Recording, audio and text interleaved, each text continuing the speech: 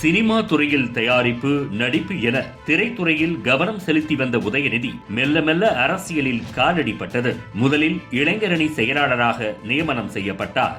2021 சட்டமன்ற தேர்தலில் திருவல்லிக்கேணி தொகுதியில் போட்டியிட்டு வென்றார்.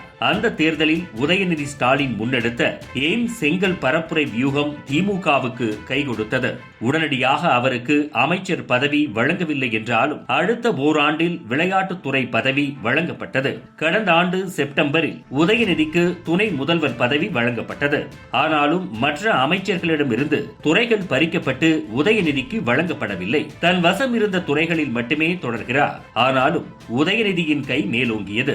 மூத்த தலைவர்களும் மூத்த அமைச்சர்களையும் ஓரம் கட்டும் வேலையும் தொடங்கினார். அதற்காக பொது மேடையில் ரஜினிகாந்தை அழைத்து பேச வைத்தார். தொடர்ந்து சீனியர்களை ஓரம் கட்டும் பணியில் இறங்கிய உதயநிதி பொன்முடியை விழுப்புரத்தில் ஓரம் கட்டினார். திருச்சியில் KN நேருவை ஓரம் கட்டினார். இப்போது வேலூரில் துரைமுருகனை ஓரம் கட்டுவது மட்டுமல்லாமல் அவரது பதவிக்கும் ஆப்பு வைத்துள்ளார். திமுக மூத்த தலைவராக இருக்கும் துரைமுருகனின் பொதுச் செயலாளர் பதவிக்கு ஆப்பை இறக்கியுள்ளார். திமுகவின் பொதுக்குழு கூட்டம் ஜூன் 1ஆம் தேதி மதுரையில் பிரம்மாண்டமாக நடைபெற உள்ளது.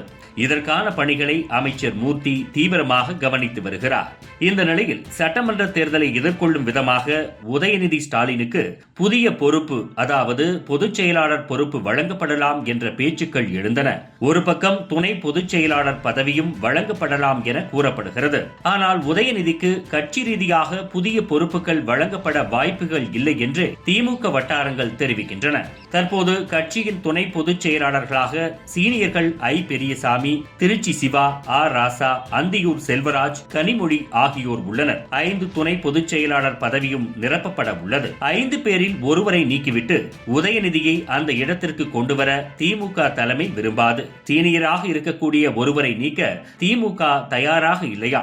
இதனால் 2026 சட்டமன்ற தேர்தலில் கண்டிப்பாக திமுக அதிகமான தொகுதிகளில் வென்று மீண்டும் ஆட்சி அமைக்கும் பட்சத்தில் அடுத்த சில மாதங்களில் உதயநிதிக்கு புதிய பொறுப்பு வழங்கப்படலாம் என்கிறார்கள் திமுக வட்டாரங்களில். ஒருவேளை தற்போது பதவி வழங்கப்படுமானால் தேர்தல் சார்ந்த தற்காலிக பொறுப்பாளர் பதவியாக இருக்கவே வாய்ப்புகள் உள்ளது என்றும் சொல்கிறார்கள். இதுபோன்று முக்கிய நிகழ்வுகள், அரசியல் தகவல்களை ஆழமாகவும் மாறுபட்ட கோணத்திலும் அறிந்து கொள்ள மறக்காமல் உங்கள் IND தமிழ் 24x7 பக்கத்தை பின்பற்றிக் கொள்ளவும்.